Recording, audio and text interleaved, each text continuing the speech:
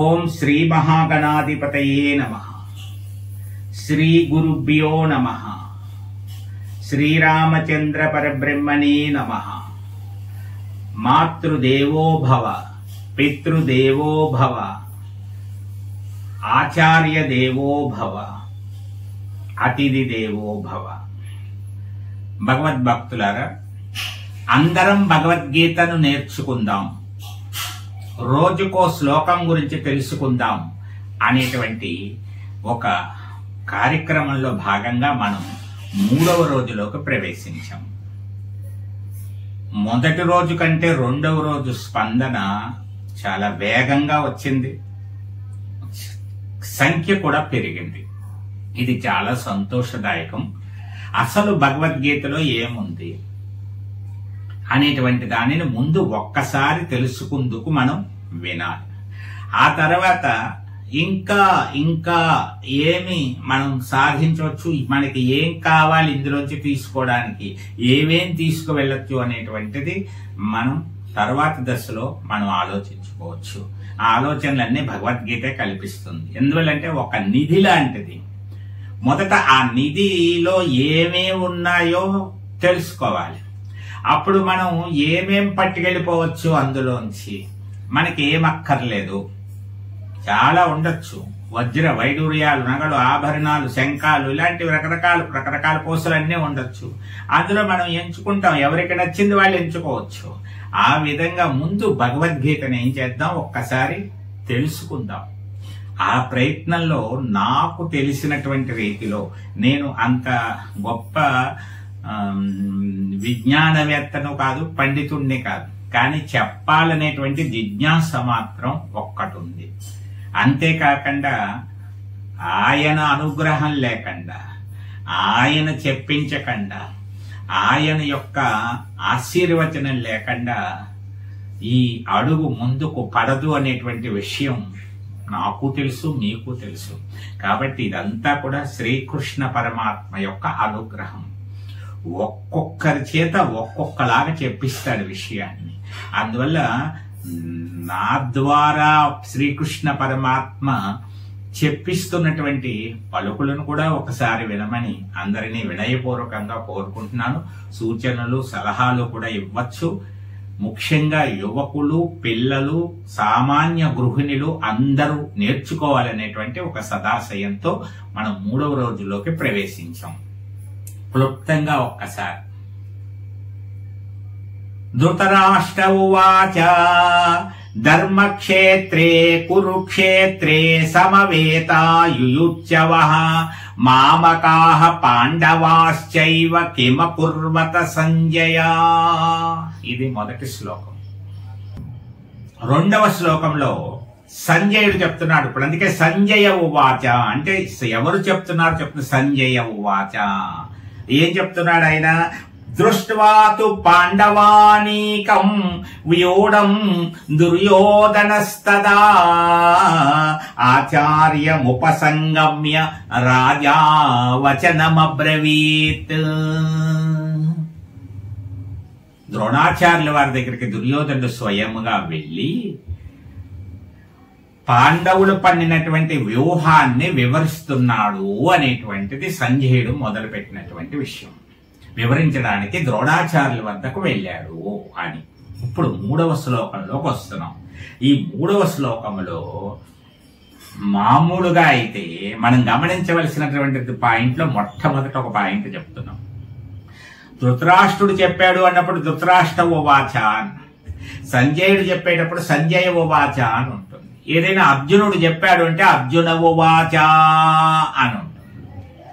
అలాగే శ్రీకృష్ణ పరమాత్మ చెప్పంటే భగవాను వాచ అని ఉంటుంది. అప్పుడు దుర్యోధనుడు చెప్తున్నాడు కదా, మరి దుర్యోధన ఉవాచ అని ఉండాలి. కానీ దుర్యోధన ఉవాచ లేకుండానే శ్లోకం ప్రారంభమవుతుంది. ఇది కూడా మనం గమనించాలి. దుర్యోధనుడికి అంత స్థానం ఇవ్వక్కర్లేదు అనుకున్నాడు. అవసరం ఇక్కడ అవసరం కోసం పెట్టాలి అంతే. కానీ గొప్ప ప్రాధాన్యత ఇవ్వక్కర్లేదు. మన సమాజంలో, మన కుటుంబాల్లో, మన జీవితంలో కూడా కొంతమంది వ్యక్తులు ఉంటారు. ఎంతవరకు అవసరమో అంతవరకే వారికి ప్రాధాన్యత ఇస్తాం, అంతకు మించి ఎక్కువ ప్రాధాన్యత ఇవ్వం. అదే విషయాన్ని ఇక్కడ భగవద్గీత కూడా తెలియజేస్తోంది. వారి యొక్క స్వభావమును బట్టి ఒక్కొక్కసారి మనకి సంపదలో కానీ, హోదాలో కానీ, వేరే అన్ని విషయాల్లో కానీ తగినటువంటి స్థాయి కాకపోవచ్చు మనతో సమానంగా, కానీ ఆ వ్యక్తికి సమున్నతమైనటువంటి స్థానం ఇచ్చి గౌరవిస్తాం. ఇది కూడా జరుగుతూ ఉంటుంది. అందువల్ల ఇక్కడ దుర్యోధనుడికి అనేక వేల మంది, లక్షల మంది, కోట్లాది మంది యుగ యుగాలుగా దీన్ని చదువుతూ ఉంటారు కాబట్టి దుర్యోధనుడి పేరు ఎక్కువగా పలకడం కూడా వ్యాస భగవానుడికి అంత ఇష్టం లేదనుకుంటారు. అందువల్ల ఇక్కడ శ్రీకృష్ణ పరమాత్మ ఉద్దేశమే వ్యాస భగవానుడి ఉద్దేశం. అందువల్ల దుర్యోధన వాచ లేదు. ఇది కూడా గుర్తుపెట్టుకోండి. మనకొక స్థానం ఉండాలంటే మనలో ఉండేటువంటి సుగుణ సంపత్తి, శీల సంపత్తి, వ్యక్తిత్వ సంపత్తి ఎలా ఉండాలో కూడా మొట్టమొదటే మనం అర్థం చేసుకోవాలి. ఇంకా శ్లోకంలోకి వెళ్తున్నాం. పశ్యైతాం పాండుపుత్రాణామాచార్య మహతీం చమూం, పశ్యైతాం పాండుపుత్రాణామాచార్య మహతీం చమూం. ఇది మొదటి లైన్. కొన్ని శ్లోకాలు పిల్లలు నేర్చుకునేటప్పుడు కష్టంగా ఉన్నట్టు అనిపిస్తాయి, కానీ ఒక 20 శ్లోకాలు మనం ధారణ చేసేసాము అంటే తర్వాత అలాంటి పదాలే అన్ని వస్తూ ఉంటాయి కాబట్టి వాళ్ళకి సులువు అవుతుంది. మొట్టమొదట కష్టంగా ఉంది అనిపిస్తుంది, కానీ మీరు ఇష్టంగా వాళ్ళు నేర్చుకునేటట్టు చేయాలి. అందువల్ల కొన్ని బహుమతులతో కూడిన కార్యక్రమం కూడా త్వరలో మీకు వివరించడం జరుగుతుంది. పశ్యైతాం పాండుపుత్రాణామాచార్య మహతీం చమూం వ్యూఢాం ద్రుపదపుత్రేణ తవ శిష్యేన ధీమతా, వ్యూఢాం ద్రుపదపుత్రేణ తవ శిష్యేన ధీమతా. దుర్యోధనుడు ద్రోణాచార్యులు వారి దగ్గరికి వెళ్ళి పశ్యైతాం పాండుపుత్రాణామాచార్య, ఓ ఆచార్య, ఓ గురుదేవా అంటున్నాడు. ఓ గురుదేవా, తవ శిష్యేనా, మీ శిష్యుడైనటువంటి అర్జునుడు. ఎవరు మీ శిష్యుడైనటువంటి అర్జునుడు? ద్రుపదపుత్రేణ ధీమతా అంటే ద్రుపదపుత్రుడు అని ఖచ్చితంగా నొక్కి చెప్తున్నాడు ఇక్కడ. అది ఎందుకో కూడా చెప్తాను. ద్రుపదపుత్రేణ, ధీమంతుడైనటువంటి సమర్థుడైనటువంటి ద్రుపదపుత్రుడి చేత, ద్రుపదపుత్రుడి చేత. ఆ ద్రుపదపుత్రుడు ఎవరు? దృష్టజుమ్నుడు అనేటువంటి ఆయన చేత ఎలా ఉంది? వ్యూఢాం, ఒక మంచి గొప్ప వ్యూహాకారములో రచించబడినటువంటి పాండుపుత్రాణం, పాండుపుత్రుడు అంటే ధర్మరాజు, అర్జునుడు, భీముడు, నకులుడు, సహదేవుడు, 5 కలిసి ప్లాన్ చేసి ద్రుపదపుత్రుడైనటువంటి దృష్టజ్ఞుడితో కలిసి మీ శిష్యుడైనటువంటి అర్జునుడు ప్రధానంగా ఉంటూ ఎంత చక్కటి పటిష్టమైనటువంటి వ్యూహం పన్నారో చూశారా? గొప్ప సైన్యాన్ని చూశారా? చమూం చూశారా గురువు గారు అని. ఇందులో 2 ముఖ్యమైన పాయింట్లు. మీ శిష్యుడే ఇంత గొప్పగా వ్యూహం చెయ్యగలుగుతున్నాడు అంటే ఇంకా మీరెంత అని అర్థం వచ్చేటట్టు చేయడం దుర్యోధనుడు ఒక ఉద్దేశం. దుర్యోధనుడు గొప్ప రాజకీయ చతురుడు. తన పనిని సాధించుకోవడం కోసం ఎవరిని ఎక్కడ పొగడాలో, ఎవరి యొక్క అహంభావాన్ని నిద్రలేపాలో, ఎప్పుడు అహంభావాన్ని తగ్గించేటట్టు చూడాలో, ఇవన్నీ కూడా బాగా తెలిసినటువంటి వాడు. అందువల్ల ఏం చేస్తున్నాడు ఇక్కడ వెళ్ళి ఫస్ట్ అంటే ఒక్కొక్కసారి ఏమవుతుంది, ఏదో కార్యక్రమానికి చందాకు వెళ్తాం అనుకోండి, ఎవరి దగ్గర వాళ్ళ దగ్గర 2000 వేయించాలనుకోండి. అప్పుడు ఏం చేస్తామంటే ముందు ఆయన వెయ్యడు మామూలుగా అయితే అని తెలిసినప్పుడు ముందు 2000 వేసినటువంటి వాళ్ళు, గ్యారంటీగా వేసేటువంటి వాళ్ళు ఎవరున్నారో వాళ్ళందరి దగ్గరికి వెళ్ళి వాళ్ళ దగ్గర ఆ 3 4 2000 రాసేసి తర్వాత ఈయన దగ్గరకు వస్తారు. ఈయన దగ్గరకు వచ్చి ఆ లిస్టు పెడతారు. ఆయనతో కూడా చెప్తారు, మన సుబ్బారావు గారు 2000 ఇచ్చారండి, వెంకట్రావు గారు 2000 ఇచ్చారండి, సత్యనారాయణ గారు 2000 ఇచ్చారండి, అప్పారావు గారు 2000 ఇచ్చారండి, ఎవరు 2000 తక్కువ ఇవ్వట్లేదండి. మీరు కూడా అంతకంటే ఎక్కువ ఇచ్చినా సంతోషమేమండి, మేమేమి ఇబ్బంది పెట్టమండి, మీరు చందా ఇస్తే బాగుంటుందండి. అప్పుడు ఏం చేస్తాడు ఈయన, తనకంటే తక్కువ వాళ్ళు అనుకుంటున్నా, తనకంటే సమాన స్థాయి వాళ్ళు అనుకుంటున్నా, వాళ్ళతో సమానంగా తాను ఉండాలన్నా, వాళ్ళకంటే ఎక్కువగా ఉండాలనుకున్నా 2000కి తగ్గకూడదు ఇవ్వాలి. ఇది ఒక చతురత, లోక జ్ఞానంలో ఉపయోగం. భగవద్గీత ద్వారా అన్ని వస్తాయి, మనం అందులో ఏమేమి ఉన్నాయో అన్ని పట్టుకుంటున్నాం అన్నమాట. మనం కొన్ని కార్యాలు సాధించుకోవడానికి ఇలాంటి చతురత అవసరం అవుతూ ఉంటుంది. అందువల్ల దుర్యోధనుడు ఏం చేస్తున్నాడు ఇక్కడ, మీ శిష్యుడే అర్జునుడు అంటే, శిష్యుడే అలా చేస్తే గురువు ఎంత పెద్ద వ్యూహం పన్నాలి, ఇంకా ఎంత గొప్ప ప్లాన్ వేయాలి అనేటువంటిది ఒకటి.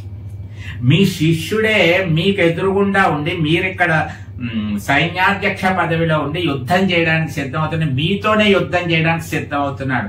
ఇది ఎంత తప్పు చేస్తున్నాడో చూసారా గురువు గారు? మీ శిష్యుడే మీ మీద యుద్ధానికి వస్తున్నాడు, మీరు ఊరుకుంటారా? ఆ శిష్యుడి యొక్క గర్వాన్ని అణిచివేయరు అన్న అర్థం వచ్చేలాగా కూడా దుర్యోధనుడు ఏం చేస్తున్నాడు, ద్రోణాచార్యుడి యొక్క మదిలో ఒక తీక్షణమైనటువంటి భావాన్ని లేపడానికి ప్రయత్నిస్తున్నాడు. ఇంకొకటి ఉంది మనం తెలుసుకోవాల్సిన విషయం, ద్రుపద పుత్రేనా అన్నాడు. ద్రుపద పుత్రేనా అంటే ద్రోణాచార్యుడికి ద్రుపదుడు ఒకప్పుడు మంచి స్నేహితుడు, ఆ తర్వాత అది కాస్త శత్రుత్వంగా మారింది. ఆ ద్రుపద మహారాజు అవమానించాడు ద్రోణాచార్యుడిని. అందువల్ల ఇప్పుడు ఆ పాత పగని ఎప్పుడైనా ద్వేషం అనేటువంటిది, అసూయ అనేటువంటిది ఉంది అంటే పాత గొడవ అవసరమైనప్పుడు దాన్ని గుర్తు చేస్తూ ఉంటారు ఉపయోగించుకోవడానికి. అలా ఇప్పుడు ఆ దుర్యోధనుడు కూడా ఏం చేస్తున్నాడు, ఆ ద్రుపదుని కొడుకు దృష్టద్యుమ్నుడు ఎంత సమర్థంగా మెచ్చుకుంటున్నాడు, సమర్థవంతంగా వ్యూహం వేశాడు చూడండి అని. పాండవుల తరపు అక్కడ వ్యూహకర్తగా ఉన్నాడు, అతన్ని ఏర్పాటు చేసుకున్నారు పాండవులు.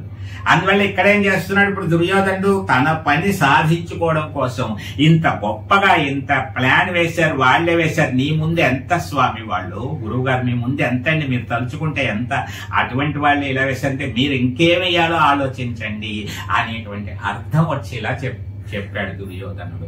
ఇది 3వ శ్లోకం. ఒకసారి శ్లోకాన్ని మనలా ఒకసారి చదువుకుందాం. నేర్చుకోవడానికి ఒక 5-6 సార్లు ప్రాక్టీస్ చేయండి. రేపు పొద్దున్న ఏం చేస్తారంటే, రేపటి నుంచి మీ ఇంట్లో చిన్న పిల్లలు ముఖ్యంగా 1 సంవత్సరం 2 సంవత్సరాలు 3 సంవత్సరాలు ఇంకా 7-8 ఏళ్ల వయసు వాళ్ళని పర్లేదు, ముందు ఫస్ట్ ప్రాధాన్యత వీళ్ళకి మొదటి ప్రాధాన్యత. ఆ చిన్నపిల్లలు 1 శ్లోకం చెప్పినా చక్కగా వీడియో తీయండి, ఆ వీడియోని నాకు పంపండి. వాట్సాప్ నెంబర్ అని వస్తుంది ఇందులో, ఆ నెంబర్కి పంపండి.